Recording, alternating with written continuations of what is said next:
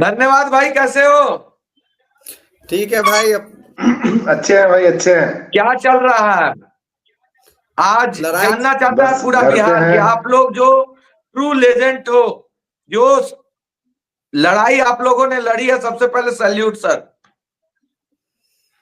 क्या अरे मांग सर है? सर आपको भी तुरंत सैल्यूट बयान है, जिस कीजिए, तरह क्योंकि से मैं आपने आप हम लोग लोगों का का खबर पहुंचाया है बाकी लोगों तक, उसके लिए आपको भी सैल्यूट है। आज वो सारी जैसा कि व्याख्या आपने बताएं कहा आप लोग।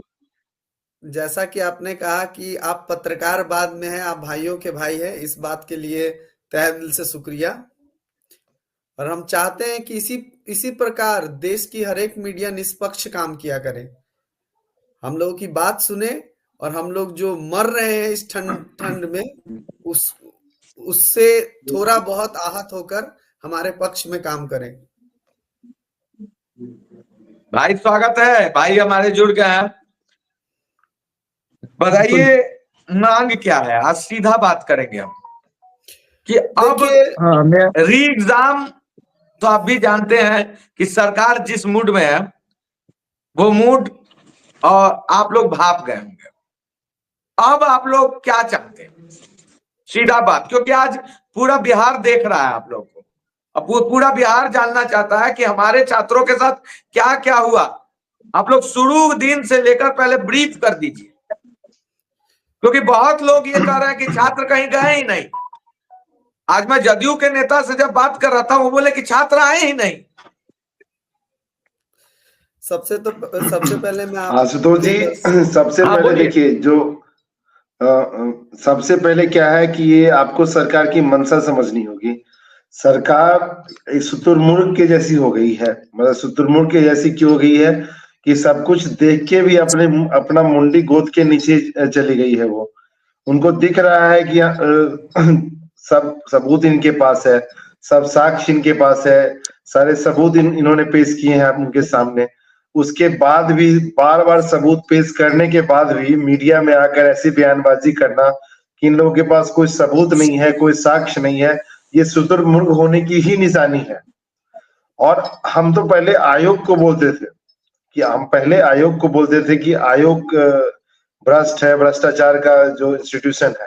लेकिन अब हमें इनकी मंशा पे भी शक होने लगा है। जिस तरह की ये लोग बयानबाजी करते हैं, जिस तरह से इनके स्पोक्स पर्सन बोलते हैं, और बार बार हमने यह कहा है कि नीतीश जी के साथ जो सुशासन बाबू के आसपास कुछ ऐसे लोग हैं जो सुशासन बाबू को 2025 में इतना नुकसान पहुंचाने वाले हैं जिनकी वो कल्पना भी नहीं कर सकते हैं। जिस बीजेपी को इतने भारी मतों से 2014 में मैंने वोट दिया, और जिस बीजेपी का मैं हमेशा मैं खुल के कहता हूँ कि एक समय मैं बीजेपी का बहुत बड़ा सपोर्टर रहा करता था। मतलब मैं अपनी सीधे पार्टी का अपना विचारधारा बता रहा हूँ। लेकिन आज के डेट में जिस तरह से मैंने जुल्म और अत्याचार को लोग छात्रों पे बहुत करीब से होते देखा है, मुझे अपनी विचारधारा पे पुनर्विचार करने की जरूरत पड़ गई है। क्योंकि क्या मैं सही लोगों को सपोर्ट किया था?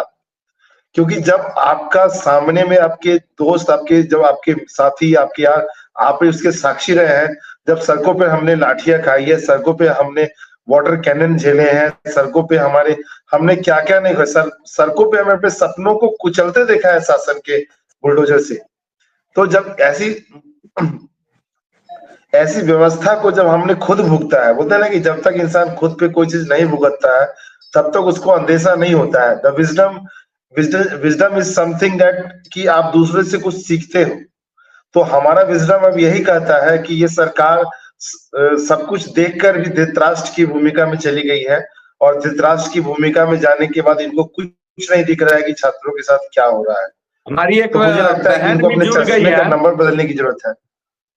हमारी एक बहन भी जुड़ गई है, मैं बता दूं खबर फर्स्ट की परिवार की सदस्य है, और इनके बारे में थोड़ा मैं ब्रीफ कर देता हूं। ये पहले दिन से आप लोग के आंदोलन में मतलब बैकफुट से ये रही हैं और हर तरह का सहयोग ये दी है। लेकिन आज देखिए, आज भी ये सहयोग देने के लिए आ गई हैं। बताइए, अब कंटिन्यू कीजिए आप अपनी बातों को, एक एक करके बात करेंगे। सब भाई आज अपने दिल की बात को खुल के रखिए। बोलिए सर। बाकी लोग बोलिए। मैंने तो हमेशा से बोला ही है आशुतोष जी की क्या हो रहा है। कैसे हो रहा है। बाकी सभी भाई लोग अपनी बातें रखें, क्योंकि आप बताइए रिया जी, आप बताइए कि क्या आप जो ये 20 दिन का माहौल देखी है, इस माहौल में आपने क्या देखा? सरकार की भूमिका, छात्रों की भूमिका, गुरुओं की भूमिका और आम जनमानस की भूमिका को आप किस तरह से देख रही हैं? भैया इस जो भी 20 दिन में हुआ, ये बस एक ही चीज दर्शाता है पिछले एक सेकंड भैया रुको, माफ कीजिएगा थोड़ा। कोई बात नहीं, सॉरी, हम थोड़ा सा सोच रहे थे आउट ऑफ द कैमरा रहने के लिए, लेकिन बोल नहीं पा रहे थे। वैसे ये जो भी बोलिए एकदम। जो भी 20 दिन में हुआ उसमें हम एक ही चीज देखते हैं भैया, ये पिछले 5 साल 10 साल जो भी कह सकते हैं, एक मतलब गवर्नमेंट फेलियर ऑफ गवर्नमेंट देख रहे हैं, फेलियर ऑफ सिस्टम। और इसमें स्टूडेंट का स्ट्रगल या संघर्ष जो कह लीजिए किसी से छिपा हुआ नहीं है। और लोग कहता है लोकतंत्र लाठी तंत्र, ये तंत्र और मंत्र तो कुछ है ही, यहाँ तो बस तानाशाही है, गुंडागर्दी सरकार का, आयोग का, पुलिस का, हर किसी का गुंडागर्दी है। बस हर कोई अपने मन का, हर कोई अपने फायदे में जुड़ा हुआ है। मतलब स्टूडेंट का क्या भला है क्या बुरा है, कुछ लेना देना ही नहीं है उन लोग को। तो जब किसी का नहीं लेना देना है, तो आज स्टूडेंट के साथ पूरा 13 करोड़ का आवाम का सेंटिमेंट है। मैं इसीलिए आज स्टूडेंट से बात कर रहा हूं। क्या आप लोगों को अपने भविष्य से लेना देना है या नहीं? बिल्कुल, हम लोग को अपने भविष्य से लेना देना है, तभी तो हम लोग हर दिन हर रात एक एक रात फाइट कर रहे हैं। पिछले 20-25 दिन से लगातार फाइट कर रहे हैं। आज 6 से 6 पूरे 1 महीना दिन हो गया भैया फाइट करते हुए। तो हमको अपने भविष्य का चिंता है, तभी तो, क्योंकि हम सारे स्टूडेंट का भविष्य ऐसे गवर्नमेंट के हाथ में है जिसको खुद का नहीं पता है वो दूसरे को क्या सही कर लेगा। मैं तमाम भाइयों से जानना चाहूंगा कि अगर मौका मिले आप लोगों को, तो शिक्षा व्यवस्था में किस तरह का सुधार आप लोग देखना चाहते हैं, या आने वाला जो एक फ्रंट को आप लोग चूज कीजिएगा, जिस सरकार को आप लोग बनाने की कोशिश कीजिएगा, उसके द्वारा क्या क्या चेंजेस त्वरित चाहते हैं, बताइए जी। प्रभाकर जी, आप बताइए। जी, मैं कहना चाहता हूं कि हमारे बिहार की शिक्षा व्यवस्था जो है पूरी तरह से ध्वस्त है। आज आप यूजीसी की बात कर लीजिए, क्या समय पे एग्जाम हो रहे हैं? क्या छात्रों को सही समय पे क्या ग्रेजुएशन छात्र कंप्लीट कर पा रहे हैं? बिल्कुल नहीं। तो उसमें मूलभूत सुधार लाना पड़ेगा। और जो स्किल बेस्ड शिक्षा नहीं मिल रही है बिहार के वक्त, आज हम एआई टेक्नोलॉजी के माध्यम से पूरे विश्व में विश्व गुरु बन सकते हैं, लेकिन हमारा बिहार क्या कर रहा है? हमारे यहाँ विक्रमशिला, नालंदा यूनिवर्सिटी जैसे यूनिवर्सिटी हुआ करते थे, जब किसी के पास यूनिवर्सिटी थी भी नहीं। लेकिन आज हमें देखिए कि किस हास्यास्पद तरीके से इस शिक्षा व्यवस्था को लूटने का काम चाहे कोई भी सरकार हो उसने किया है। आप देखिए कि ना ग्रेजुएशन की पढ़ाई एक मिनट हम आपको बोलिए भैया, ये सरकार सिर्फ और सिर्फ शिक्षा व्यवस्था को लूटने का नहीं, पूरा का पूरा राज्य लूटने का काम कर रहा है। बिल्कुल बिल्कुल। अभी शिक्षा व्यवस्था पे आते हैं तो पूरा यूजीसी में आप देख लीजिए 4-4, 5-5 साल ग्रेजुएशन। आप क्वेश्चन लेवल देख लीजिए, 1 साल पहले पढ़ के जाइए, यूजीसी में वही क्वेश्चन आ जाता है। मैं खुद बिहार यूनिवर्सिटी का छात्र हूं, तो मैंने देखा है कि मुझे ग्रेजुएशन जो मैंने फिजिक्स ऑनर्स किया है, शायद कोई प्रोफेसर पढ़ाते होंगे या किसी को नॉलेज होगा। तो ऐसी स्थिति हमारे बिहार की आ चुकी है, ना समय पे पढ़ाई हो रहा है, ना समय पे कोई। सही बात है कि प्राइमरी स्कूल में खिचड़ी और यूनिवर्सिटी में डिग्री यही बट रही है। तो शिक्षा व्यवस्था को सुधार लाना है, तो इस प्रकार से यूजीसी से लेकर और पूरा व्यवस्था परिवर्तन करना पड़ेगा। प्रबल जी, आप क्या बोलना चाहते हैं? बोलिए, बहुत देर से आप जुड़े हुए हैं लेकिन कुछ बोल नहीं रहे हैं। प्रबल जी, आप बताइए। सरकार के तंत्रों को देख के लग रहा है कि सरकार पूरी तरह से बीपीएससी के साइड से ही बैटिंग करती हुई नजर आ रही है। सरकार को अब समझना चाहिए कि विद्यार्थी आपके हैं, पीसीएस आपके अंदर आता है। ये पीसीएस को आजकल के नेता जो कहते हैं कि हम अलग कॉन्स्टिट्यूशनल बॉडी है, इंस्टीट्यूशनल बॉडी है। 67th में नीतीश कुमार के ही इंटरफेयर से हमारा री एग्जाम हुआ था। एटलीस्ट आप रिक्वेस्ट तो कर सकते हैं एक पीसीएस कॉन्स्टिट्यूशनल बॉडी को। सरकार रिक्वेस्ट करके, अगर बात ऐसा नहीं है कि सब अलग अलग तंत्र है, यहाँ पर डिफरेंसेस के साथ साथ इंटरडिपेंडेंस की भी थ्योरी चलती है हमारे देश में। तो यहाँ नीतीश कुमार ही थे हमारे नेता, जो हमारा 67 में जब मात्र 4 स्टूडेंट उनके सामने गए थे तो उन्होंने कैंसिल करवाया था, रद्द करवाया था पूरे प्रोसेस को एग्जामिनेशन के। आज सरकार के तरफ से एक भी प्रतिनिधि हम लोगों से मिलने नहीं आता है, ना हॉस्पिटल लाठी खाने के बाद आता है, ना ही संवाद करने आता है। सरकार पूरी तरह से, एक तरह से आप कहिए कि सेल्फ गोल होता है ना, इलेक्शन में सेल्फ गोल करने के पीछे लग चुकी है। 2025 में अगर इस तरह से ही चलता रहा, सरकारी तंत्र हमारे खिलाफ खड़ा रहता रहा, आज बयानबाजी सुनिए, ये कहते हैं कि हम किसी पॉलिटिकल पार्टी के एजेंट हो चुके हैं, जितने भी अपोजिशन के जो भी लीडर हैं कि हम लोग एजेंट हैं। मैं खुद गवाह हूं कि मैं सत्ता पक्ष विपक्ष सभी नेताओं के पास अपना लिख के ज्ञापन दे के आया हूं। एग्जाम से पहले मैं भी था उस टीम का मेंबर जो ज्ञापन देने जाता था। तो ऐसा नहीं है कि हम खाली एक पॉलिटिकल एक अपोजिशन पार्टी के पास गए थे, हमने समर्थन सारे पार्टियों से मांगा था, तो किसी ने हमारी सुनी नहीं। यहाँ तो लग रहा है बंदर बांट मचा हुआ है बीपीएससी में पूरी तरह से। यही विजय सिन्हा चौधरी जब हम लोग गए थे तो बड़ा पोलाइटली हम लोगों से, जब पहले बार लेके गए थे हम लोग अपना ज्ञापन इनके पास, तो बहुत आराम से बात किया हम लोगों से। अब ऐसे अपना स्वर बदले हैं कि जैसे हम लोग उनके कोई अलग स्टेट से आके उनसे कुछ अलग डिमांड कर रहे हैं। बहुत सारे हमारे क्लियर करना चाहता हूं कि मैं जो आज आप लोगों को बुलाया हूं, आज मैं वो सारी चीजें बात करना चाहता जो बीत चुका है। देखिए जो बीत चुका है वो सब जान रहे हैं, रिया जी, प्रभाकर जी, तमाम लोग जो आप लोग हैं। मैं सीधा बात आज ये करना चाहता हूं कि अब छात्र क्या करेंगे। अब छात्र, क्योंकि आपके हाथ में बिहार का भविष्य है, अब आप लोग बिहार को किस तरह से देख रहे हैं, अब अगला कदम छात्र का क्या होगा।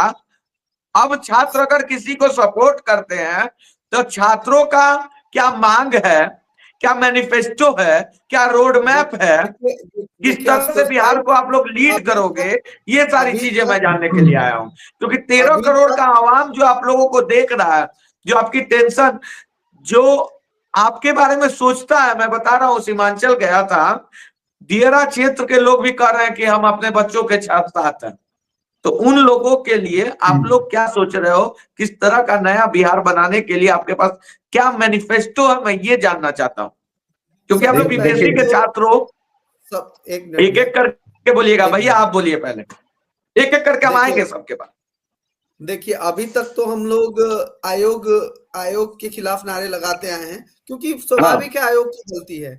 लेकिन अब हमको लगता है, जो ये मेरा पर्सनल व्यू है, ये छात्रों का व्यू नहीं हो सकता है, मैं भी छात्र हूं, मेरा पर्सनल व्यू है कि अब हम सरकार का भी विरोध करेंगे। क्योंकि सरकार ने कान में रुई डालने का काम किया है हमारे मुद्दों पे, और हम लोग सरकार को चुनते हैं। अभी तक तो आयोग चोर है का नारा लगाते हैं, लेकिन अब हमको लगता है कि सरकार चोर है का नारा लगाना होगा। पहले हम लोग बीपीएससी डाउन डाउन का नारा लगाते थे, अब नीतीश कुमार डाउन डाउन का नारा लगाना होगा। तभी जाकर ये जो कान में रुई सोचते हैं कि जात के नाम पे तो वोटवा ले लेंगे ना, तो छात्र का कोई जात नहीं होता है। और हमारे आंदोलन जो शांतिपूर्ण जो और आंदोलन है, उसमें किसी भी छात्र से किसी ने भी जात पात नहीं पूछा है। ये बिहार की सबसे बड़ी जीत है। दूसरी बात, आप बोलेंगे कि आगे क्या देखेंगे, अभी तक तो गांधी की हत्या मैं अभी तक तो गांधी जी की हत्या देखते आ रहा हूं। गांधी के 2 वसूल थे, एक अहिंसा और एक सत्याग्रह। दोनों की हत्या निर्मम तरीके से कर दी गई है। गांधी प्रासंगिक सिर्फ केंद्र सरकार की योजनाओं और राज्य सरकार की योजनाओं में रह गए हैं। ये जो नीतीश सरकार है, जो कान में रुई डाल के बैठी है, अब नीतीश कुमार मुर्दाबाद के नारे लगेंगे और नीतीश कुमार डाउन डाउन के भी नारे लगेंगे। ये मेरा पर्सनल व्यू है। रिया जी हाथ उठा रही हैं, बोलिए रिया जी क्या बोलना चाहते हैं। लेकिन रिया जी 1 मिनट, भैया कुछ बोलना चाहते हैं, बोलिए आप। देखिए ये जो हमने पूरा प्रोसेस देखा गर्दनी बाग में 18 तारीख से लेके और आज की डेट तक की मैं जो घटना बताऊं, तो एक हिंदी फीचर फिल्म की जैसी होती हुई आपको दिखेगी। कि मतलब कि कभी ऐसा लग रहा था कि प्रोटेस्ट में लोग आ नहीं रहे हैं, फिर इतनी ज्यादा संख्या में लोग आए कि लोग सड़कों पर आने के लिए उतारू हो गए। फिर भी गर्दनी बाग में आपने 2 दिन ऐसे देखे होंगे जब लोग कुछ भी करने को तैयार थे, लेकिन हमने उनको रोका। हमने बोला कि नहीं, हमारा मकसद जो है ना सत्य अहिंसा से के ही का मार्ग है, हम सत्याग्रह के मार्ग पे है, तो इसको हम छोड़ नहीं सकते हैं। गर्दनी बाग में हम 2 दिन तक याचना की है उसके बाद भी जब सरकार ने हमारी नहीं सुनी तो हमें विवश होके सड़कों पर आना पड़ा, वो भी हाथ जोड़कर। बीपीएससी ऑफिस वो सब एक मतलब ये जो पिछले फ्लैशबैक में बातें नहीं करूंगा, तो ये मूवी के जैसा है। तो मूवी की जो एंडिंग जनरली जो हम लोग बॉलीवुड में देखते हैं तो इसकी हैप्पी एंडिंग होती है, एक हैप्पी एंडिंग होती है, और आपके हिसाब से या हम सब के हिसाब से इसकी हैप्पी एंडिंग अभी हुई नहीं है। तो अगर एंडिंग नहीं हुई है इसका मतलब पिक्चर अभी बाकी है मेरे दोस्त, पिक्चर अभी खत्म नहीं हुई है, क्योंकि री एग्जाम अभी तक हुआ ही नहीं है।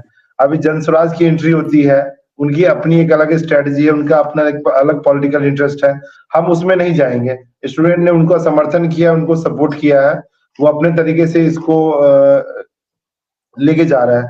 लेकिन इसमें छात्र कहीं ना कहीं कॉर्नर होता हुआ दिख रहा है मुझे, छात्र। और जहां तक मुझे नजर आता है कि सत्ता पक्ष भी ये देख रही है, इसमें विपक्ष हावी होता हुआ दिख रहा है, इसलिए इसमें छात्र के मुद्दों को, तो मुझे लगता है कि छात्र को अपने मुद्दे को आगे आके खुद से असर्ट करने की जरूरत है। पार्टी का समर्थन ठीक है, विपक्ष आपके पास आएंगी, लेकिन विपक्ष को ही आप फ्रंट स्टेज करके बैक स्टेज में लड़ाई लड़िएगा तो वो लड़ाई छात्रों की फिर नहीं रहेगी। तो मेरा तमाम छात्र जो इस बीपीएससी प्रोटेस्ट से जुड़े हुए हैं, अगर वो मुझे सुन पा रहे होंगे, तो मेरा उनसे ये कहना है कि छात्र ही इस आंदोलन का फेस बने रहे, और पार्टियां का समर्थन सही है, उनका समर्थन से हमें बहुत मदद मिली है, हम इस बात को एक्सेप्ट करते हैं। लेकिन आपको ये दिखाना होगा कि सरकार छात्र से संवाद कर रही है, ना किसी विपक्षी पार्टी से संवाद कर रही है, तब जाके हम इस मुद्दे पे अपनी मांगों को पूरा करवा पाएंगे। और री एग्जाम एक मुद्दा, सिर्फ एक मुद्दा है। आने वाले समय में बाकी के जो एग्जाम हो रहे हैं, चाहे वो दरोगा की बहाली हो, चाहे जितनी भी व्यवस्थाएं, जितनी भी सरकारी नौकरियां बिहार में आ रही है, उन सारी नौकरियों में शुचितापूर्ण ढंग से कैसे चलेंगी, वो भी अब छात्रों का मुद्दा होना चाहिए। क्योंकि अगर आप सिर्फ अपने हितों के लिए लड़ोगे तो बिहार का बाकी छात्र भी आपको देखता है। एक वनडे एग्जाम की तैयारी करने वाले भी छात्र देखते हैं कि उनकी भी अपनी एक समस्याएं हैं। तो आपको हर एक छात्र की आवाज बननी पड़ेगी, तब जाके आपका सिर्फ मुद्दा छात्रों के हित में होगा। एग्जाम का मुद्दे से हमने स्टार्ट किया था, लेकिन समस्त बिहार के छात्रों के लिए हमें अब लड़ना होगा। और जितने भी छात्र इस प्रोटेस्ट में रहे हैं और जो इस आंदोलन के फेस रहे हैं, चाहे जो हर एक छात्र इस आंदोलन ने अपना जो भी भूमिका दिया है या अपना सैक्रिफाइस बलिदान दिया है, बलिदान इन द सेंस कहेंगे जिन्होंने अपना कोई समय गवाया, अपना खून पसीना एक किया है इस आंदोलन में, उन सबको मैं यही मैसेज दूंगा कि आप बिहार के एक बेहतर भविष्य के लिए लड़े। आप बिहार के एक बेहतर भविष्य की परिकल्पना के लिए सरकार से गुहार करें, वरना प्रेयर पिटिशन वाली स्ट्रेटेजी बहुत हो गई। अब रिया जी आप क्या बोलना चाह रही हैं, आप बोलिए। भैया बहुत सारा बात है बोलने के लिए, अभी सबको सुनते सुनते और भी मन में आते गया। जैसे अभी भैया बोले कि मतलब बिहार में हर एक एग्जाम के लिए बच्चा को फाइट करना होगा। ऊपर वाले भैया बोले कि सरकार कान में रुई डाल के सूत गई है, तो आयोग चोर है, नहीं नीतीश कुमार चोर है नारा देना होगा। इस तरीके से भैया इस चीज को ना बहुत तरीके से देख सकते हैं। सरकार इतना मोटा पद का रुई डाला है ना कि उसको चोर बोलिए या लुच्चा बोलिए या जो बोल लीजिए उसको सुनाई नहीं देगा। अगर उसको सुनना होता तो उसको आयोग चोर है ना, वहीं पे उसका अपना फेलियर दिख जाता कि भाई ये कहीं ना कहीं हमारे गवर्नमेंट का फेलियर है कि लोग हमारे बैठाए हुए मतलब चेयरमैन या आईएएस ऑफिसर को लोग एक बच्चा गाली दे रहा था, ये गवर्नमेंट फेलियर है, पहला चीज। दूसरा चीज भैया बोले कि पूरा वनडे का एग्जाम, सारे एग्जाम को सुधारना होगा। सारा एग्जाम नहीं सुधारना होगा भैया, सारे पढ़ाई सिस्टम नहीं सुधारना, टोटल का टोटल सिस्टम ही खराब है। यहाँ पे पूरा स्टेट ही पूरा एकदम दर्जन स्थिति में पहुंचा हुआ है। यहाँ पे हम लोग सिर्फ सरकारी नौकरी ही क्यों देखें, हम अपने स्टेट में हर चीज है। यहाँ पे पानी है, यहाँ पे रिसोर्सेज है, मिट्टी है, माउंटेन है, हर चीज है। हम यहाँ पे अपने स्टेट में किसी तरीके का इंडस्ट्री का कल्पना क्यों नहीं कर सकते। जो यहाँ का मजदूर 20,000 कमाने मुंबई जाता है, वो बिहार का मजदूर 20,000 बिहार में रहकर क्यों नहीं कमा सकता है। अगर आप 20 साल सरकार में है, अगर आप 20 साल से सरकार में बैठे हैं और अगर आप 20,000 का रोजगार किसी को नहीं दे सकते हैं तो आप बैठने का हकदार नहीं है। जिस बिहार के धरती से आप पूरे दुनिया भर घूम रहे हैं और उस बिहार का आदमी पूरा दुनिया में बस 1-1 रुपया के लिए भटक रहा है, तो आप किस हक से इस कुर्सी पे बैठे हैं? पहला भैया, ये पहला पॉइंट है मेरा। दूसरा पॉइंट ये है कि हम लोग नारा देते हैं, जिस ओर जमानी चलती है उस ओर जमाना चलता है, जब जब छात्र बोला है तब तब सिंहासन डोला है। ये सिर्फ बोलने की चीजें नहीं है भैया। History can be created, can not be read. History बनाया जाता है, हिस्ट्री पढ़ा मतलब बताया नहीं जाता है। आप हिस्ट्री उठा के देखिए, ये तीसरा फेज हम कह सकते हैं कि जैसे हर चीज का होता है ना, हम लोग ऐसे 25 साल, शुरू का 25 साल, फिर 50 साल, फिर 75 साल, फिर 100 साल, ऐसे मनुष्य जीवन बांटा हुआ। हम लोग के इतिहास भी पढ़ते हैं ये चीज। इसको हम लोग गवर्नमेंट फेज में भी देख सकते हैं कि हम लोग का तीसरा फेज आ रहा है, जो कि तीसरा फेज का नेता निकलेगा। पहला फेज तो हम लोग का इंडिपेंडेंस का लड़ाई लड़े, और वो पहले फेज में 1947 से 1975 तक राज किए। वो दूसरा फेज 1975 में जब जेपी आंदोलन हुआ, तब 1975 से अभी 225 हुआ है, तो हमारे चाचा जी राज कर रहे हैं। तो पहला लड़ाई लड़ा तो पहला फेज राज हुआ, दूसरा लड़ाई लड़ा तो दूसरा फेज राज का। आज हम लोग लड़ाई कर रहे हैं, ये कहीं ना कहीं इस बात का इंडिकेशन है भैया कि हम लोग का तीसरा फेज यहीं से, हम ही में, क्या पता आप, क्या पता ये, क्या पता हम कल को इस कुर्सी को संभालें। तो ये दायित्व हम लोग को चाचा चाची पे या अपने मुख्यमंत्री पे बिल्कुल नहीं देना। ये दायित्व हम लोग का है कि हम लोग हर एक सिस्टम को देखें, समझे, इस चीज को सही करें। और ये चीज नोट डाउन कीजिए कि जो भी बोल रहा है कि पॉलिटिक्स हो गया है या छात्र के आवाज को दरकिनार किया जा रहा है, ठीक है, हम तो एकदम सीना ठोक के कहते हैं कि हाँ, प्रशांत किशोर आया है, प्रशांत किशोर पॉलिटिक्स कर रहा है, और हम उसके पॉलिटिक्स को तहे दिल से स्वीकार कर रहे हैं। कि हम आपको मना किए हमारे स्टेज पे आके पॉलिटिक्स करने से? क्या आपके अंदर हिम्मत हुआ कि हमारे साथ इस शीत में, इस कड़कते ठंड में हमारे साथ भूखे पेट आप बैठे? जीवन के सारे ऐशो आराम को त्याग कर आप मेरे साथ हमारे तरीके से कष्ट करें? हम तो किसी को नहीं रोके, हम सबको तहे दिल से स्वागत किए, लेकिन हिम्मत किस में आया? हम ये नहीं करें कि वो पार्टी सही है, कि वो पार्टी सही है, कि वो नेता सही है, लेकिन हाँ, हम इतना जरूर कहते हैं कि परिवर्तन ही संसार का नियम है। और जब भी घर में कुछ नया चीज आता है ना, तो कुछ दिन तक वो सुंदर ही होता है और कुछ दिन तक वो अच्छा काम ही करता है, बाद में उसमें लाख खामियां निकले, लेकिन स्टार्टिंग के 10 दिन तो वो अच्छे ही होते हैं। एक सवाल देख रहे होंगे आप लोग के स्क्रीन पे दिख रहा होगा, इसका जवाब ये हमारे यूजर के द्वारा, व्यूअर्स के द्वारा भेजा गया सवाल है, और मैं चाहूंगा कि आज सभी जवाब आप लोग दें। बोलिए बोलिए। इसका जवाब मैं दूंगा। हाँ, जवाब ये है कि प्रशांत किशोर के पास जो वकीलों की टीम थी, ठीक है, और जो उनके पास, ये मैं ईमानदारी से बात कर रहा हूं, जो उनके पास मनी पावर है, चाहे जो इतने दिनों से उन्होंने जो कार्य किया है, वो पावर लगा के उन्होंने ये बिल लिया है। और दिलीप भैया जो कि सम्मानीय है, वो भी सम्मानीय, दोनों सम्मानीय हैं, लेकिन दिलीप भैया के पास वो पावर नहीं है, इसलिए वो पीछे रह गए। अच्छा, ये बात है कि मतलब मनी पावर के कारण आज के डेट में हमारे स्टेट में ये हाल हो गया है कि आपका नॉलेज, आपका कॉन्स्टिट्यूशन, आपका fundamental right, nothing will speak. अगर कुछ बोलेगा तो वो सिर्फ और सिर्फ पावर और पैसा ही बोलेगा। और एक और बात, स्टूडेंट किसको चूज कर रहा है भैया? आप लोग किसको चूज कर रहे हैं? दूसरे का तो नहीं क्या पता। प्रशांत किशोर को आप लोग सपोर्ट कीजिएगा भैया फुल प्लेस में गवर्नमेंट बनाने में? भैया सुनिए, दूसरे का नहीं पता, लेकिन हम और मेरा पूरा परिवार, हम आज खुले मंच पे ये आपको वादा करते हैं कि आज जो हमारे साथ है, हम कल उसके साथ है। चाहे वो प्रशांत किशोर रहे, चाहे वो आप रहे, चाहे वो तेजस्वी यादव रहे, जो आज मेरे साथ है, हम कल उसके साथ है। 4 चीज कभी नहीं भूलना चाहिए भैया। सबसे पहला आपका बुरा समय, दूसरा चीज उस बुरे समय में साथ कौन रहा, तीसरा चीज उस बुरे समय में कौन छोड़कर भागा, और चौथा चीज वो बुरा समय किसकी वजह से आया। ये 4 चीज हमें कभी नहीं भूलना चाहिए। एकदम सही बोला इन्होंने। आज इस कड़कते ठंड में बैठने का सबसे बड़ा वजह क्या है? हमारा सिस्टम का फेलियर, हमारा गवर्नमेंट फेलियर। आज उसकी वजह से हम वहां बैठ रहे हैं। आज उस कड़कते ठंड में अगर कोई हमने नेशनल टेलीविजन पे लाया है तो वह प्रशांत किशोर, हम इस चीज को भी नहीं भूल सकते हैं। आज वहां पे भूखे बच्चों का पेट कोई भरा without politics, without any credit, तो वो सिर्फ और सिर्फ प्रशांत किशोर। अगर वहां पे अधनंगे बच्चा बैठा है तो उस अंडे में अगर कोई कंबल दे रहा है तो वो सिर्फ और सिर्फ प्रशांत किशोर है, तो हम उसे कभी नहीं भूल सकते हैं। ठीक है भैया, देखिए भैया ने स्टैंड क्लियर कर दिया कि ये प्रशांत किशोर के साथ है, ये पूरा जोर लगा देंगे।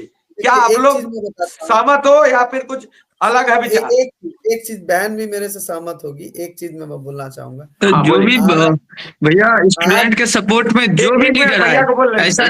बोलिए। एक मिनट मैं बोलता हूँ। नहीं, ये बहुत देर से बात जुड़े हैं, इसलिए आपको भी ले लेता हूँ। बोलिए भैया।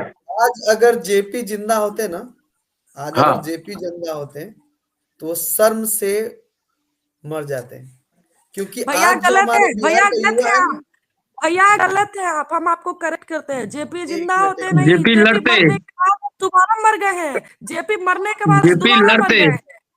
एक मिनट मेरा बात पूरा करने दीजिए, उसके बाद आप सहमत या असहमत की बात है। मैं क्या बोल रहा हूँ, आज जो हमारे साथ राजनीति हो रही है, चाहे कोई भी कर रहा है, हमारे आंसुओं से राजनीति कर रहे हैं। कोई भी हो, हम किसी का सपोर्ट या विरोध नहीं कर रहे हैं, लेकिन आंसुओं से ही कर रहे हैं ना आशुतोष भाई। हम पिट रहे हैं, हम दौरा के भगाए जा रहे हैं, हम ठंड में मर रहे हैं। राजनीति सत्ता पक्ष भी कर रही है हम पे एजेंट होने का ये करके, और विपक्ष, क्योंकि हमारे छात्र कमजोर हैं। आज मैं फिर एक बात बता रहा हूं, अगर छात्र में क्षमता नहीं है कि 50 प्रशांत किशोर खड़ा कर दें हम लोग? क्या हम लोग पढ़े लिखे नहीं है? सब लोग पढ़े लिखे हैं। हम ये नहीं कर रहे हैं कि प्रशांत किशोर जी हमको सपोर्ट किए हैं तो हम उनका विरोध कर रहे हैं। विरोध नहीं कर रहे हैं, हम उनका सपोर्ट ही कर रहे हैं। लेकिन कब तक, आखिर सिस्टम में कब तक हम सिर्फ पीछे लग के सपोर्ट ही करते रहे और सभी वो भी सरकार में आएंगे? यही तेजस्वी यादव है ना, यही तेजस्वी यादव है जो डंडा चलवाते थे जब नीतीश कुमार जी के साथ थे। एक लाइन आया है, एक कमेंट आया, हम उसको क्लियर करना चाहेंगे। एक रिपोर्टर कोई रेस जो है वो बोल रहे हैं, मतलब रिपोर्टर आप लोग में से कोई थे, वो पूछे कि बिहार का यूथ पलायन कर रहा है, तो हमारे मुख्यमंत्री का रिप्लाई था, क्यों नहीं जाएगा बिहार का युवा, भारत के सारे संसाधन पर बिहारियों का अधिकार है। ये हमारे मुख्यमंत्री का स्टेटमेंट है ऑन कैमरा। तो हम बस ये कहना चाहते हैं कि अगर आपके अकॉर्डिंग, अगर आप बोल रहे हैं कि पूरे बिहार के युवा का भारत के संसाधन पर अधिकार है, तो फिर बिहार के संसाधन पर भी तो उसी का अधिकार हुआ। तो पूरा का पूरा आप अकेले अपने पेट में डालने का पूरा साजिश क्यों कर रहे हैं? पूरा का पूरा 2000 सीट बेच के किधर जाइएगा? हम लोग किधर जाए? गुजरात में जाए, तमिलनाडु जाए, कहाँ जाए? और आप मैं इस पर ऐड करना चाहता हूँ कि आप ये पलायन ऐसा नहीं है कि आप हमको एजुकेशन, इतना इस लेवल का एजुकेशन दे के हमको बाहर भेज रहे हैं। आप हमको वही ऑटो, वही ठेला, वही कारपेंटर, वही घर बनाने वाला, मलमूत्र ढूंढने वाला बना के भेज रहे हैं बाहर। इसमें आपको प्राउड फील नहीं करना चाहिए कि यहाँ से आपका आईटीएन इंजीनियर या यहाँ से कोई बहुत बढ़िया आर्किटेक्ट या कोई बहुत बढ़िया आदमी जाता है। यहाँ के जितने भी कहते हैं कि 50% IAS IPS बनते हैं बिहार के, तो ये बिहार में रह के नहीं बन पाएंगे कभी। ये गारंटी है। यहाँ की एजुकेशन सिस्टम ऐसी है कि आप यहाँ क्लर्कियल पोस्ट के लिए भी फॉर्म भरिएगा तो एटलीस्ट उसके लायक भी जो पढ़ाई होती है उसमें भी करप्शन हो जाएगा। तो ये कोई प्राउड करने वाली बात नहीं है कि बिहारियों का हक है संसाधनों पर। बिहारियों को मजदूर की तरह ट्रीटमेंट मिलता है, एकदम मजदूर की तरह। आप पढ़े लिखे बाहर जाइएगा तो बिहारियों को गालियां ही मिलती है। बिहारी एक गाली शब्द के रूप में जाना जाता है बिहारियों को। और ये माथे जाता है, एक सेकंड मैम, और ये एकदम माथे जाता है नीतीश कुमार और मिस्टर लालू प्रसाद यादव को। जब ग्लोबलाइजेशन पूरे दुनिया में, इंडिया में आ रहा था, उस समय हम सो रहे थे। कुछ साल पहले यहाँ टाटा इंडस्ट्री लगाने आई थी तो नीतीश चाचा एकदम हाथ जोड़ के उनको मना कर दिया कि यहाँ इंडस्ट्री नहीं लगनी चाहिए क्योंकि यहाँ संसाधन नहीं है। संसाधन तो बहुत सारे स्टेट में नहीं है नीतीश चाचा, दूसरे स्टेट डेवलप कर रहे हैं। आपको डेवलपमेंट से फर्क ही नहीं पड़ता है कि इंसान कुछ सीख ले, बिहारी कुछ सीख ले। क्यों? क्योंकि बिहारी अगर अनपढ़ गवार और टेक्नोलॉजी या नॉलेज में पीछे रहेंगे तो वही जात पात पर वोट देंगे। तो ये सारे पॉलिटिकल पार्टी हमें हमेशा बुद्धू बनाने के लिए ये सारा षड्यंत्र रचते हैं कि हम कुछ सोच ही नहीं पाए जात पात से आगे, ना बाहर जा पाएंगे, ना बाहर देख पाएंगे, ना कुछ इससे आगे सोच पाएंगे, और चुपचाप बंद करके फिर वही लालटेन, वही तीर, वही कमल, यही दाब दाब के अपना झोली भरते हैं। इलेक्शन के समय तो आते हैं बहुत हाथ जोड़ के, लेकिन एक बार भी लाठी जो चलाई स्वीटी शेरावत हमारी एसएसपी साहिबा जो लाठी चार्ज किया, इसका एक भी पॉलिटिकल पार्टी ने कोई एक शब्द नहीं बोला इस पर, चाहे अपोजिशन में हो या पोजीशन में हो। कोई देखने तक नहीं आया हमारे मित्रों को जो पीएमसीएच में थे। पुलिस प्रशासन जबरदस्ती खाली करवाते रही क्योंकि उनका दादागिरी चल रहा है। ये bureaucracy at its peak, power corrupts everything. Bureaucracy पूरी तरह करप्ट हो चुकी है बिहार में, और ये ब्यूरोक्रेसी इसलिए करप्ट है, अगर राजा, यहाँ कहा जाता है, कहावत है कि राजा अगर पागल हो जाए तो प्रजा खुद ब खुद उससे ज्यादा पागल हो जाती है। तो बिहार के साथ यही हो रहा है। अगर राजा पागल है तो उनके मंत्री उनसे ज्यादा पागल हो जा रहे हैं। हमारे देखने वाले सुनने वाले कुछ नहीं है। नीतीश कुमार 4-5 मंत्रियों के बीच में, नेताओं के बीच में बैठे रहते हैं, और जो जितना इंफॉर्मेशन वो देते हैं बस नीतीश कुमार उतना ही सुनते हैं, उतना ही समझते हैं। कभी बाहर आके मिले।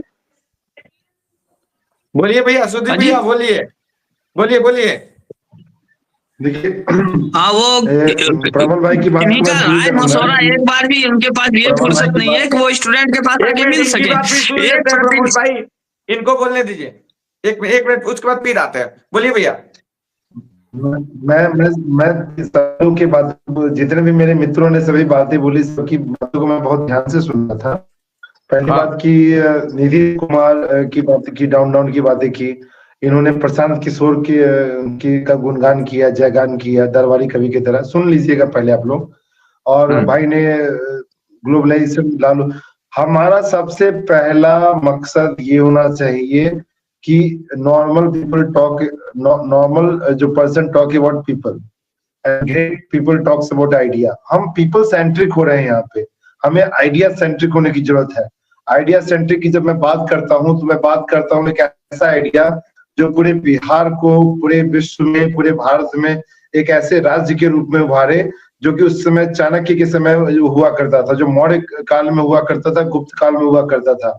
इतिहास को बोलते हैं ना कि इतिहास में जो बीत गई सो बात गई, लेकिन इतिहास पढ़ने का सिर्फ एक मकसद होता है कि इतिहास से हम सीखते क्या है। इतिहास से अगर हम सीखेंगे तो हम अगर उस काल को देखेंगे तो उस काल में हमने ऐसे ऐसे शासक देखे जिन्होंने अपने राज्य को बेहतरी करने के लिए हर संभव प्रयास किए, चाहे वो ट्रेड के क्षेत्र में हो, चाहे प्रशासन एडमिनिस्ट्रेटिव कैपेसिटी में हो, चाहे पुलिस रिफॉर्म्स में हो, हर तरीके से उन्होंने अच्छे काम किए। लेकिन जहां पे जब बात बिहार की आती है तो यहाँ पे भाई ने एक बात बोला कि पावर करप्ट्स एवरीवन। तो इसको लाइन को मैं कंप्लीट करता हूँ कि power corrupts absolutely and absolute power corrupts absolutely. ठीक है, तो अगर यही बिहार में स्थिति यही है कि एब्सोल्यूट पावर का यूज किया जा रहा है, कि यहाँ पे कि जिस तरह से लोग को घसीटा जा रहा है रोड पे, जिस तरह से हाथ जोड़े हुए लोगों पे मतलब लाठियां चलाई जा रही है, ये एक एब्सोल्यूट पावर का यूज ही है। मतलब कि ऐसा किसी कानून में नहीं लिखा हुआ है कि हाथ जोड़े हुए लोगों पे सीधे आप डंडे चलाएं। वहां डायलॉग की सबसे बड़ी जरूरत होती है। ये पुलिस के जो प्रोफेशनलिज्म का सबसे हनन है, एक किसी भी स्टेट की प्रोफेशनल पुलिस ऐसा नहीं करती है। तो सिर्फ ये छोटी सी बात होगी, लेकिन हम अभी बात कर रहे हैं आइडिया की। तो आइडिया क्या कहता है? आइडिया कहता है कि जो छात्र बात कर रहे थे, बिहार के जो छात्र बाहर में जाते हैं उनको गाली के तौर पे बोला जाता है, तो इस बात में कुछ सच भी है, कुछ झूठ भी है।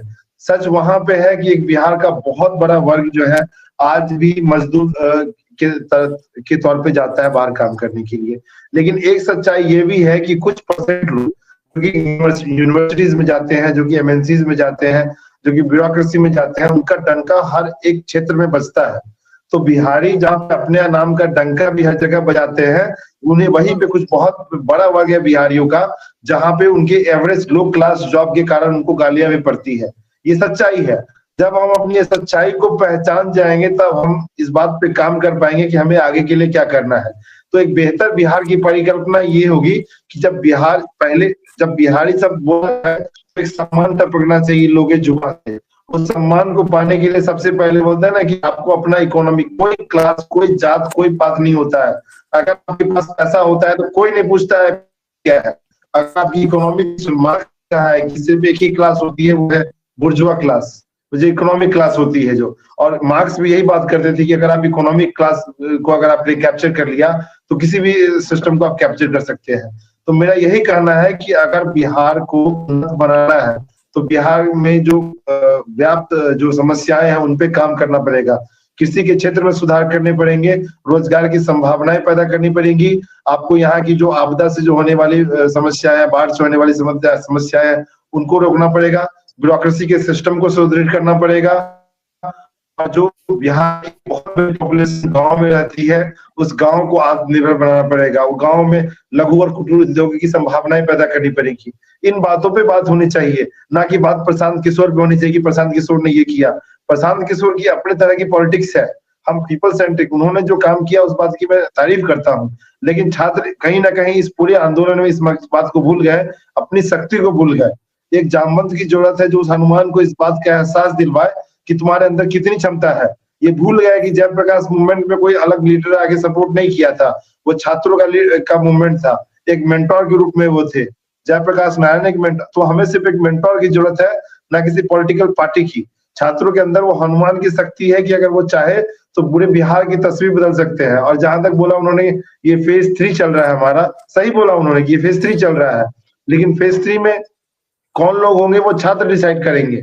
हम ही छात्रों में से हो सकता है, जैसे हमारे आशुतोष जी पत्रकार है, पत्रकारिता हमारे चीफ मिनिस्टर की रेस में दौड़ने लगे या आने लगे। और ऐसे जो साफ दिल के व्यक्ति को आना भी चाहिए राजनीति में। तो हम ऐसे अच्छे लोगों को राजनीति में लाना जरूरी है।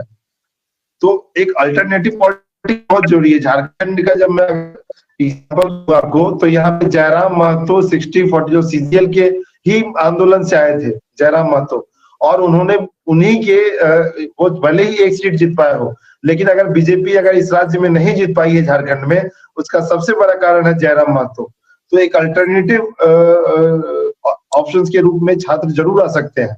छात्र या कोई भी, मैं ये नहीं बात कर रहा हूँ कि हम ही अगर इस आंदोलन में आना के थ्रू राजनीति करना चाहते हैं। वो चेहरा आशुतोष जी भी हो सकते हैं, वो चेहरा रिया जी भी हो सकती हैं, कोई भी हो सकता है। तो मेरा कहने का मतलब है हम राजनीति एक अल्टरनेटिव ऑप्शन आपको देना पड़ेगा छात्रों को। मतलब ये ऑप्शन जो छात्र मतलब ब्यूरोक्रेसी में नहीं जाना चाहते हैं, जिनको राजनीति में इंटरेस्ट है, वो जा सकते हैं उसमें। हमारी और आपकी बात नहीं है, कोई भी हो सकता है वो चेहरा। तो एक ऑप्शन देने की जरूरत है, क्योंकि अगर आप जो 4 ही ऑप्शन में से डिसाइड करने रहेंगे तो 5वां ऑप्शन कहाँ से आएगा। साफ सुथरे लोगों को राजनीति में जाना बहुत बनाना होगा। लेकिन क्या वो ऑप्शन मैं पूछ रहा हूं कि सभी छात्र क्या सहमत है प्रशांत किशोर को वो ऑप्शन बनाने में, या फिर छात्र खुद, अब आप लोग खुद बना रहे हैं एक ऑप्शन? भैया भैया भैया अभी ये बोले भैया कि हम लोग यहाँ पे पीपल सेंट्रिक हो गए, जबकि आइडिया सेंट्रिक होना चाहिए। But let me tell you one thing, let me make myself very clear, I was not a people centric at that time. भैया ने क्वेश्चन किया, जैसे अभी भैया पूछे कि कौन सा गवर्नमेंट चाहिए, क्या चाहिए, तब हम अपना opinion, personal opinion, that was my personal opinion and self experience, that answer was my personal opinion and nothing else. भैया ने पूछा, तब मैंने उस आदमी का नाम लिया।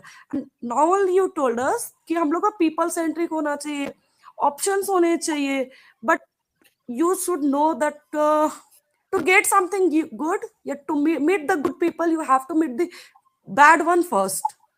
अच्छे आदमी से मिलने से पहले आपको बुरे आदमी का सामना करना है, फर्स्ट थिंग। या सेकंड चीज, इस चीज को ऐसे भी बोल सकते हैं कि अच्छे टेस्ट को लेने के लिए बुरे टेस्ट का पता होना बहुत जरूरी होता है।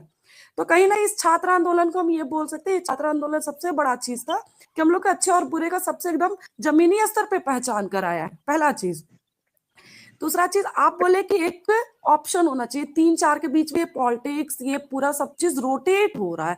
We can't run the country right now, we can't run the state right now, and we are not fighting for the politics, we are not fighting for that seat, we are fighting for our seat. हम लोग अपने exam के लिए लड़ रहे हैं, हम लोग पॉलिटिक्स या मंत्री बनने के लिए नहीं लड़ रहे हैं। हम लोग आज एसडीएम, डीएसपी, वीडियो सीओ बनने के लिए लड़ रहे हैं। And DSP, SDM can't run the state, they just follow the order। तो कहीं ना कहीं प्रशांत की other one whoever are interested in politics and helping us at this crucial time, we choose them as our alternative options.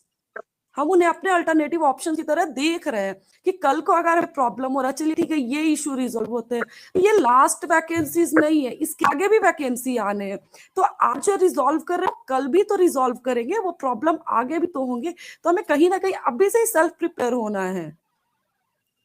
क्या बोलना चाहते हैं आप लोग? अच्छा लग रहा है ये जो डिबेट है ना, ये टीवी डिबेट से अच्छा हो रहा है। एक्चुअली हम डिबेट कर रहे हैं। प्रशांत किशोर सर जो है उनसे पर्सनल कुछ भी नहीं है। एक व्यक्ति अच्छे व्यक्ति हैं, स्ट्रेटेजिस्ट हैं, लेकिन मेरा कहना है मतलब है कि हम आप और जो भी छात्र जुड़े हुए हैं, क्या मेरी आवाज आ रही है? आपका ब्रेक हो रही है आपकी आवाज। हेलो, आपकी ज्यादा।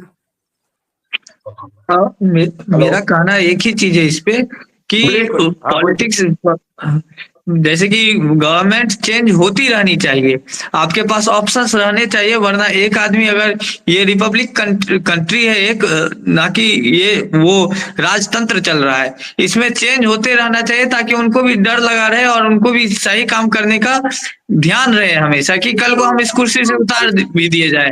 तो इस डेमोक्रेसी में हमेशा ये होता है कि नीतीश कुमार का क्या हाल है मैं बता दूं कि नीतीश कुमार रिजाइन देते हैं चीफ मिनिस्टर के पद से, फिर वो प्रेस कॉन्फ्रेंस करते हैं कि रिजाइन दे दिया हूं, सरकार गिर जाती है, फिर नीतीश कुमार चीफ मिनिस्टर बन भी जाते हैं तुरंत उसी दिन। तो सरकार गिरती है, बदलता सिर्फ डिप्टी सीएम है सर, यहाँ पे फिक्स तो नीतीश कुमार रहते हैं ना, तो बदलने की जरूरत जो रिया बोली है, लेकिन मैं ये जानना चाहता हूँ कि क्या इसको ऐसे बोल सकते हैं भैया, अगर रिया जी आप प्रशांत किशोर को सपोर्ट कर रहे हैं, तो मैं ये जानना चाहता हूँ कि अंधा सपोर्ट हमारी युवा ना करे, सीधा बात। आप किसी को अंधा सपोर्ट नहीं करना है, आपका एक रूल होना चाहिए, आपका एक मैनिफेस्टो होना चाहिए, आपका एक रोड मैप होना चाहिए। वो रोड मैप क्या है, विजन क्या है, ये मेरा मेन मोटिव था आप लोग को लाने का। ये मेन मोटिव है क्या, बोलिए। बिल्कुल, देखिए अभी आप क्या बोले कि रोडवे होना चाहिए, अंदर सपोर्ट नहीं होना चाहिए। इसके पहले हम बोले थे कि we are the third stage, हम लोग तीसरी पीढ़ी है जो पूरा सत्ता बदलने वाले हैं, और यहाँ पे हर एक आदमी जो इस लाइफ से जुड़ा इस चीज को मार्क करे, इस चीज को स्क्रीनशॉट करे, रिकॉर्ड करे, जो भी करे, आज न कल 2 साल 10 साल 5 साल 20 साल के बाद ये रिवॉल्यूशन दिखेगा कि हम लोग तीसरी पीढ़ी के लोग हैं जो कि पूरा का पूरा स्टेट का नहीं पूरा कंट्री का रूपरेखा बदलने वाले। पहला चीज। दूसरा चीज, हम लोग वो उस अनपढ़ वाले एरा से ना बहुत आगे आ गए, एआई के जमाना में 21st सेंचुरी या 22nd सेंचुरी कह सकते हैं हम लोग जी रहे हैं अभी। तो हम लोग अच्छा बुरा, प्रैक्टिकल, लॉजिकल, इमोशनल हर तरीके से देख रहे हैं हम लोग कहीं ना कहीं अंधभक्ति तो नहीं करेंगे first of all. Second thing कि जो आदमी आपको बना सकता है, ऑलवेज रिमेम्बर कि वो आप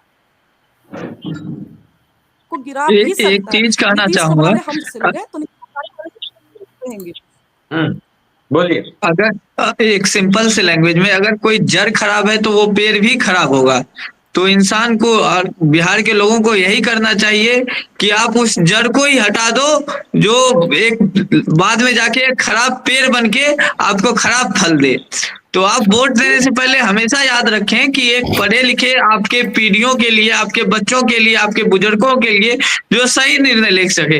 अंधभक्ति में अगर बिहार अब भी वोट करता रहा किसी भी पॉलिटिकल पार्टी को, एकदम स्वामित्व की भावना हटा के अपने हित के लिए जब वो आते हैं वोट मांगने, हाथ गिरगिरा के आते हैं वोट मांगने, तो आप भी अपना लॉजिकल रीजनिंग चालू कीजिए।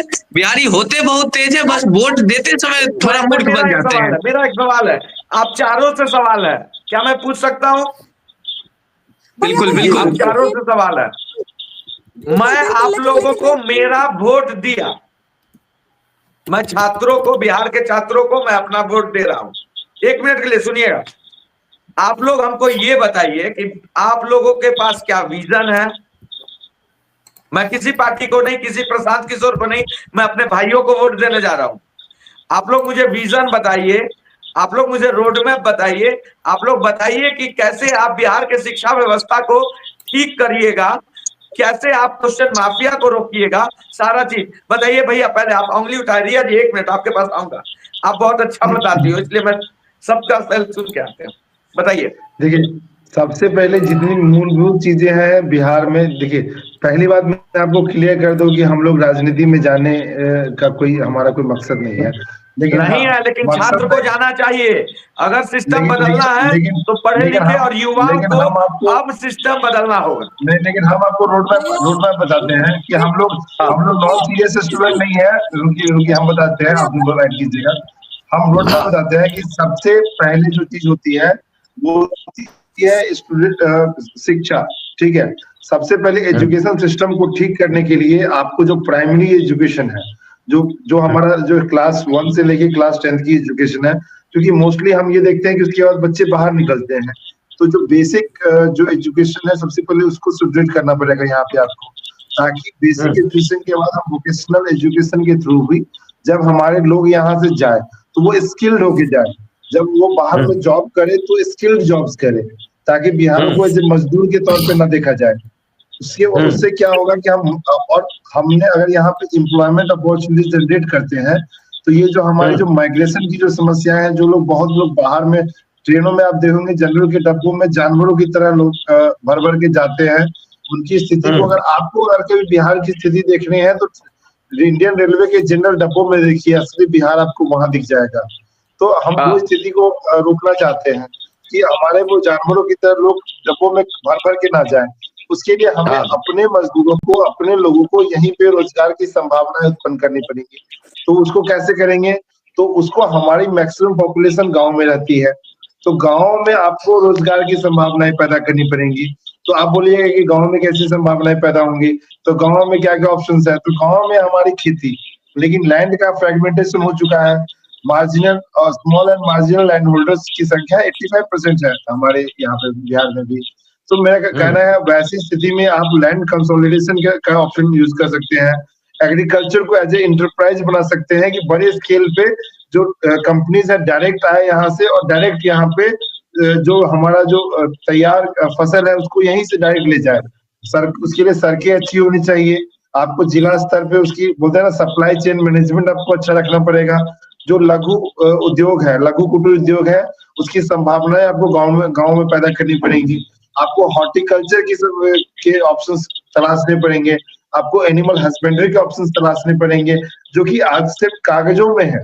ऐसा नहीं है कि बिहार सरकार में ये सारी सुविधाएं उपलब्ध नहीं है, सबकी मिनिस्ट्री बनी हुई है, लेकिन कहने के नाम पे हर चीज में बस खाना पूर्ति की जाती है।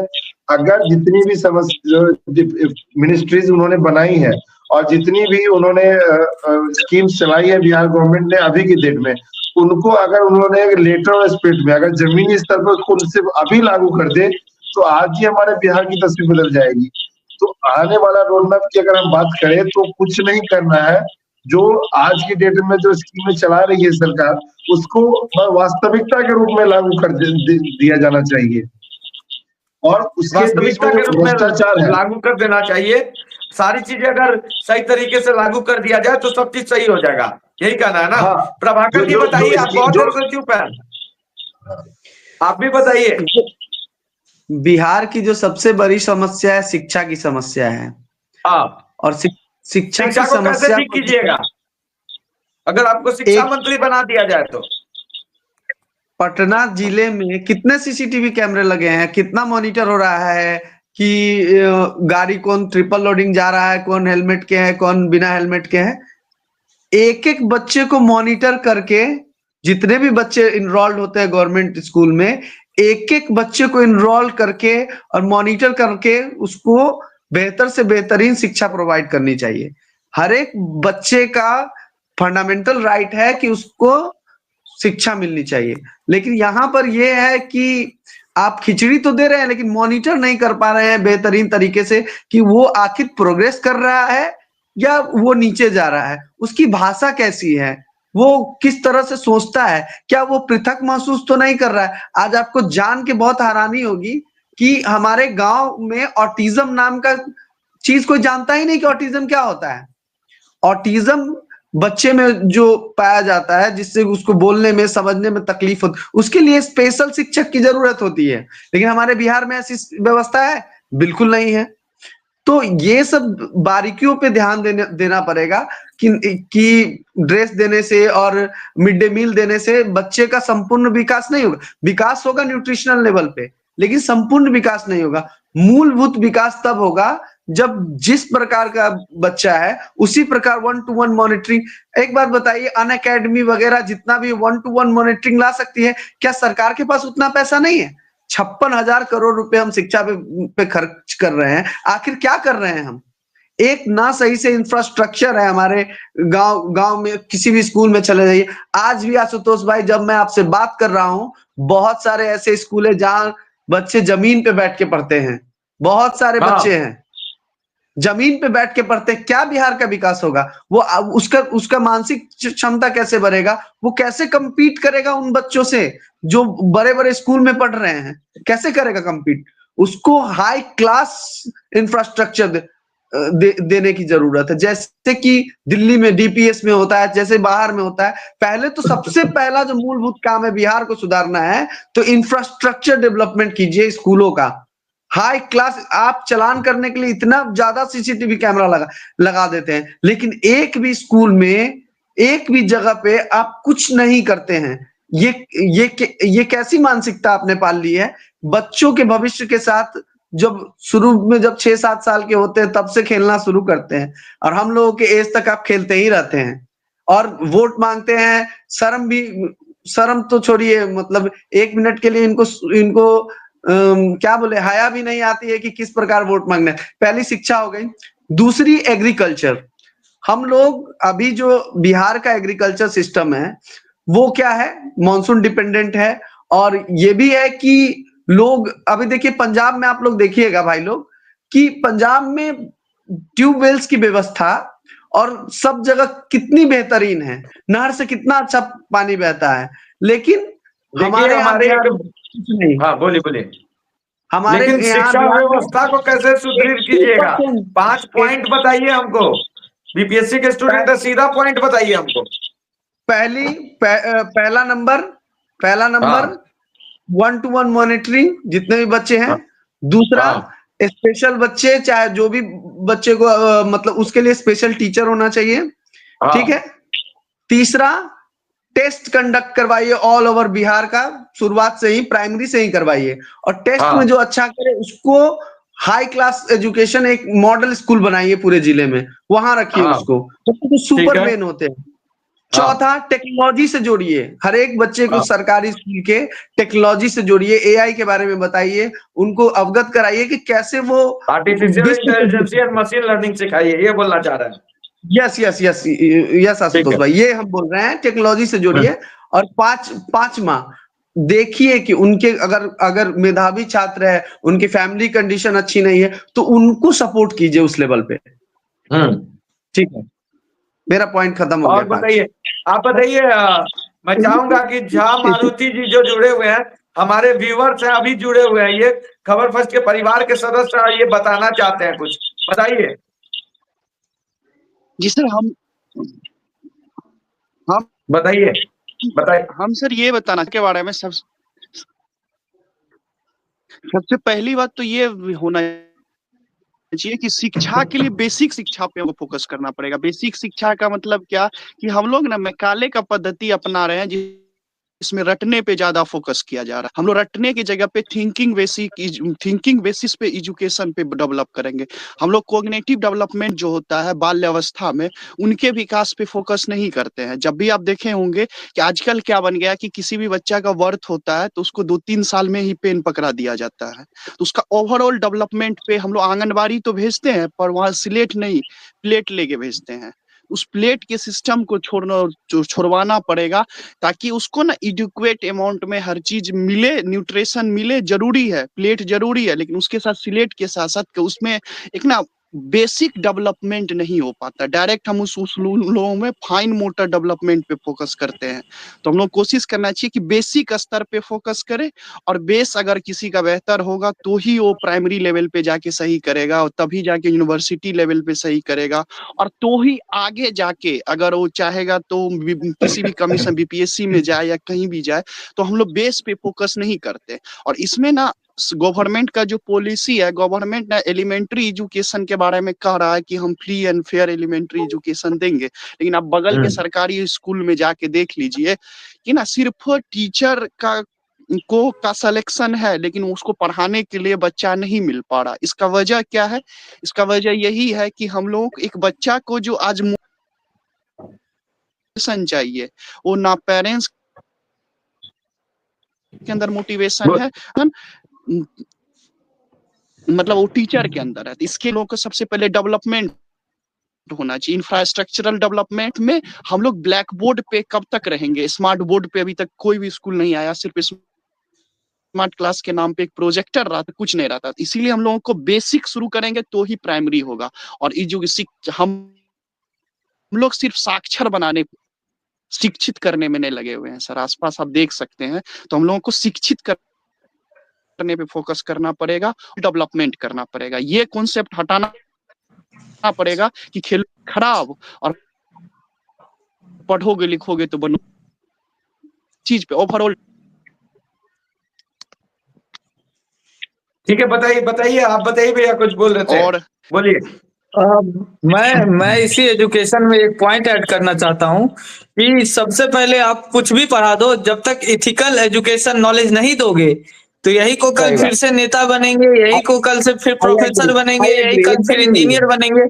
जब तक आप पहले बचपन में हम लोगों के समय एक मॉडर्न वैल्यूज की किताब चलती थी। बोलना चाह रही है।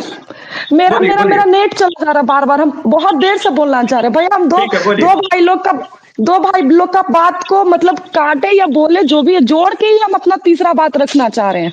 हाँ ठीक है, बोलिए। एक भैया अभी जो ये भैया शायद पता नहीं क्या नाम है, ध्यान नहीं दिए, वो बोले थे कि अगर बिहार में एक छोटा सा क्लर्क का भी वैकेंसी आता है तो लोग बेच देंगे। आज एसडीएम का नहीं, क्लर्क का भी आएगा तो बेच देंगे। ये इनका पहला स्टेटमेंट था जो जस्ट अभी हमसे पहले बोल रहे थे उनका। हाँ ठीक है। और एक भैया वो है जो शॉल में है, वो बोले थे कि हम लोग पॉलिटिक्स मतलब हमें पॉलिटिशियन या हमें आगे चल के नहीं बनना है राजनेता। हम बोलते हैं भैया इसका एक ही स्टेटमेंट हम देंगे, if you don't like the system go on the top, be the part of the system, go on the top and change the system. अगर आपको सिस्टम नहीं पसंद है उसके पार्ट बनिए, ऊपर जाइए, चेंज कर दीजिए। सिंपल सी बात है, पहला चीज। दूसरा चीज भैया, अभी क्या बात हो रहा था कि बिहार में क्या मतलब किस तरीके से मार्वेलस बात बोली है आप, बहुत अच्छा लगा। ये एडोल्फ हिटलर की बात है। मैं उससे बात करूंगा। बिल्कुल बिल्कुल। हम चेंज भी हिटलर के जैसा चेंज नहीं करना है, हिटलरबाजी नहीं करनी है। नहीं, जिस तरीके से आज यहाँ तानाशाही चल रहा है ना, कहीं ना कहीं एक अडोल्फ हिटलर को आना बहुत जरूरी है। कोई जेल जाने के लिए तैयार है इस बीपीएससी आंदोलन में? सुनिए तैयार है कोई?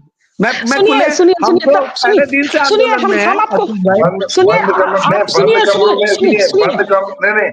बंद कमरों में कोटेशन बोलना बहुत आसान होता है, लेकिन रोड पे चल के वहां पे जाके पुलिस की लाठी खाके और वाटर झेल के और उसके बाद स्टूडियो में आके बोलने में बहुत अंतर होती है। सुनिए फिर आप ध्यान में, अरे सुनिए पहले आप सुन लीजिए तब बोलिएगा। आपके स्टेटमेंट की मैं बोल रहा हूँ, सुनिए। मेरे बोलने का रीजन क्या, मैं आपको समझा देता हूँ, मेरी बात सुन लीजिएगा।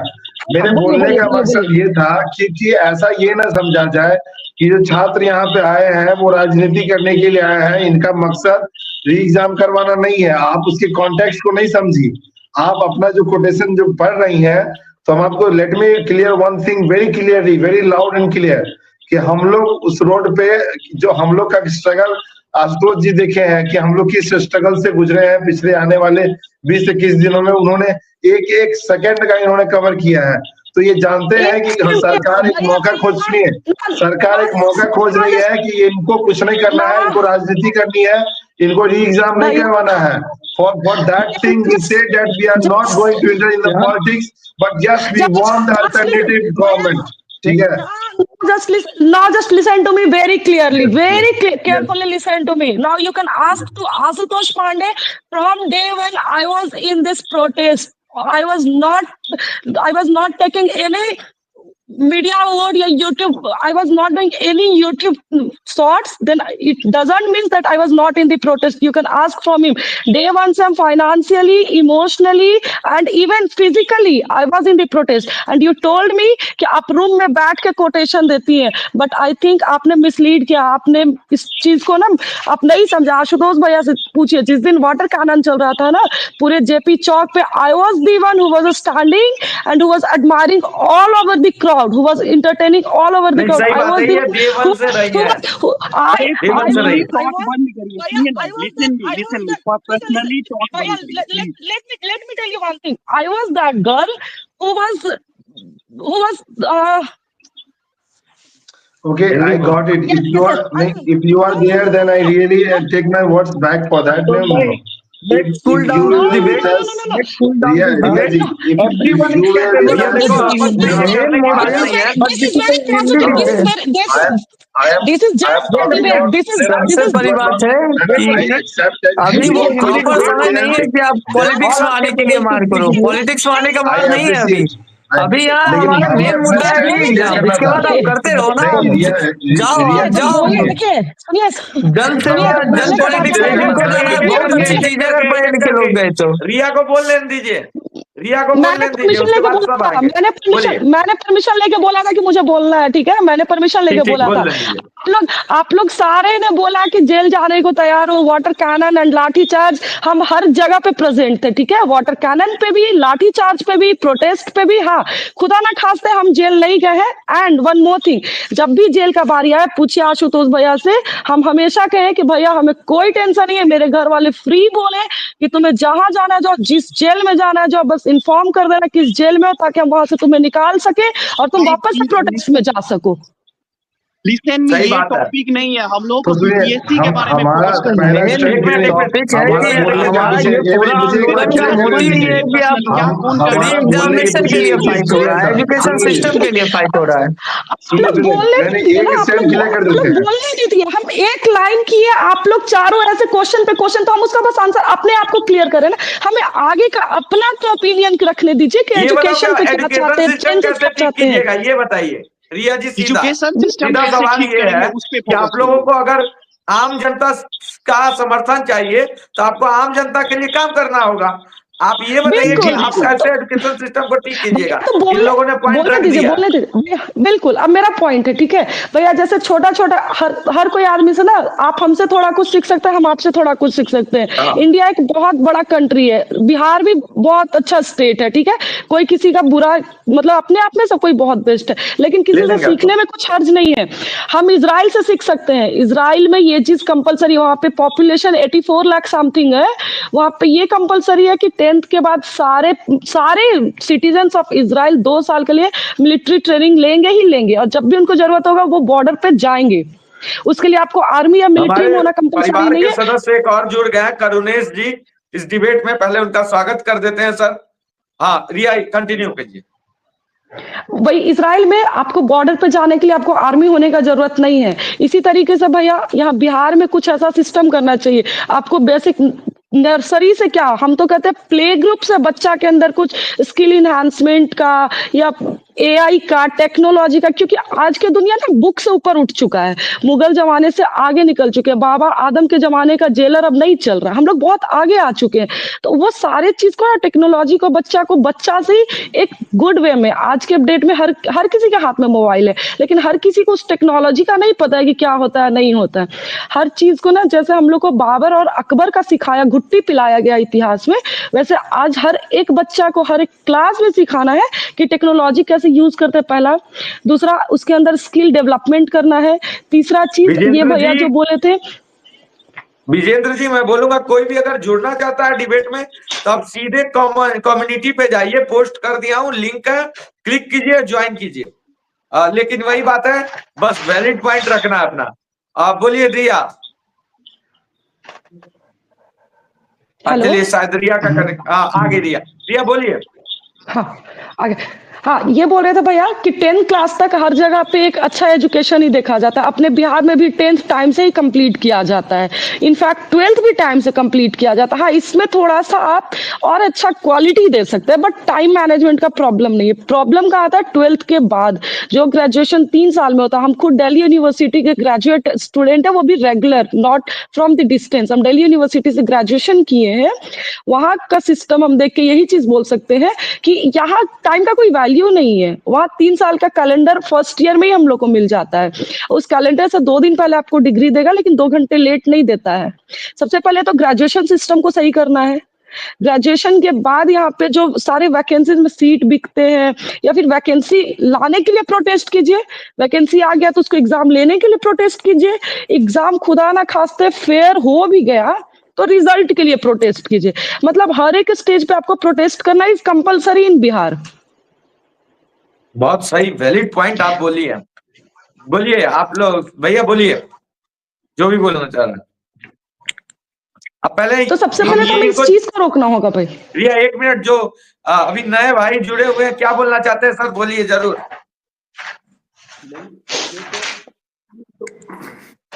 बहुत लंबे टाइम के लिए रिया बोल रही है ना, ये बहुत थोड़ा सा लंबे आवाज टाइम के आपका लिए कम आ रहा है, थोड़ा सा लाउड बोलिए। हम बोले ये तो बड़ा लॉन्ग प्रोसेस है जो रिया बोल रही है एजुकेशन सिस्टम। भैया ये लॉन्ग प्रोसेस का ही देखा जा रहा है। ये लॉन्ग प्रोसेस का ही देखा जा रहा है।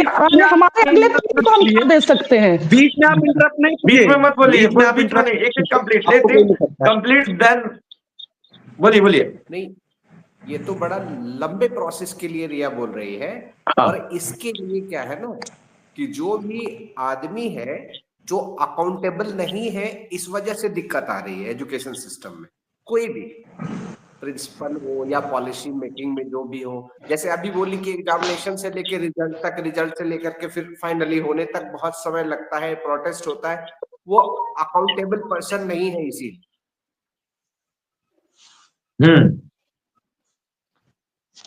तो ये तो पूरा सिस्टम चेंज। ठीक है सर, आप बोलिए भैया, बताइए, बोलिए क्या चेंजेस चाहते हैं? कैसे शिक्षा व्यवस्था को सुदृढ़ किया जाएगा? किस तरह से सुदृढ़ करने से पहले ऐसा नहीं है कि बिहार सरकार या सेंट्रल गवर्नमेंट कम स्पेंडिंग करती है बिहार में एजुकेशन पर या किसी भी चीज पर। इन सारे चीजों का ऑडिट होना जरूरी है। यहाँ बैठ के सारे पैसे खाए जाते हैं। जो वहां से 10 रुपए आते हैं स्कूल आते आते वो 50 पैसे में बदल जाते हैं। इन सारे चीजों का कहाँ खर्चा हुआ, कैसे हुआ, यहाँ सब चीज सारे लोगों ने सही बात बोली, लेकिन सबसे जरूरी चीज है विल पावर। किसी भी चीज को चेंज करने के लिए विल पावर, आपके पास कितना एजुकेशन आ जाए, टेक्नोलॉजी आ जाए, इनोवेशंस आ जाए, अगर आपके पास विल पावर नहीं है इम्प्लीमेंटेशन का उन चीजों को, अगर आपके मन में ही चोर है तो आप कुछ नहीं कर सकते।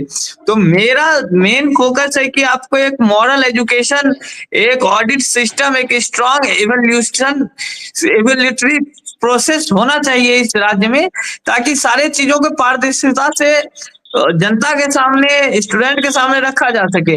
आज वेस्टर्न कंट्री जितनी भी डेवलप्ड है, सारे में ट्रांसपेरेंसी रेशियो में, अगर ट्रांसपेरेंसी इंडेक्स आप देखिए तो वो बहुत बेटर तरीके से सारी चीजों को पब्लिकली प्रस्तुत करते हैं।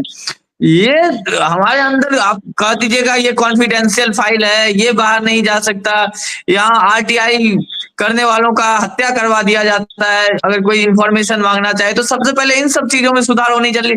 आपको अपने रूट को करेक्ट करना पड़ेगा। किसी चीज के करेक्शन से पहले पैसा आपको दे देंगे, आप इजराइल से टेक्नोलॉजी ले आओ, अमेरिका से टेक्नोलॉजी ले आओ, कहीं से ले आओ, जब तक आपके खुद का विल पावर स्ट्रांग नहीं होगा इन सब चीजों के लिए, तब तक ये देश, ये राज्य कभी डेवलप करेगा ही नहीं। आज मोदी जी को बस उनके विल पावर के लिए एक बहुत पॉपुलर लीडर कहा जाता है कि वो उन्होंने सोचा करने के लिए बहुत सारे और राजनेता और पॉलिटिशियंस भी कर सकते थे जो इससे पहले भी प्राइम मिनिस्टर रहे। विल पावर सबसे पहले आती है। अगर आप करना का ठानो और आपकी मंशा सही हो, तभी आप सारे चीजों के पास को अप्लाई कर सकते हैं। एजुकेशन सिस्टम का सबसे ज्यादा खामी होता है कि आप यहाँ अटेंडेंस का आजकल बिहार में चला है कि वो जब तक थंबनेल नहीं होगा ना आप आ सकते हैं ना जा सकते हैं टीचर्स के लिए। ये बहुत जरूरी था, क्योंकि टीचर यहाँ बस सिग्नेचर करते हुए ही निकल जाते थे। आते थे, सिग्नेचर किए। हम खुद पढ़े हुए थे, कुछ महीनों तक सरकारी स्टूडेंट में पढ़ते थे, तो मैडम जो आती थी वो स्वेटर वेटर बुन के ठंडी के समय में बैठ के आराम से चाय वाय चला, उसके बाद चल दिए खाना बनाने। तो कुछ करेक्शन होना बहुत जरूरी है, ताकि आपको रूट कॉज सबसे पहले सही होना चाहिए। पैसे भारत के पास कम नहीं है कि वो इन्वेस्ट कर सके, नहीं कर सके किसी चीज में, लेकिन आपको सुधार एक गांव स्तर पर जो सुधार, छोटी छोटी चीजों में ही सुधार करके आप बड़ी चीजें, a small step of mankind is a giant step for the future.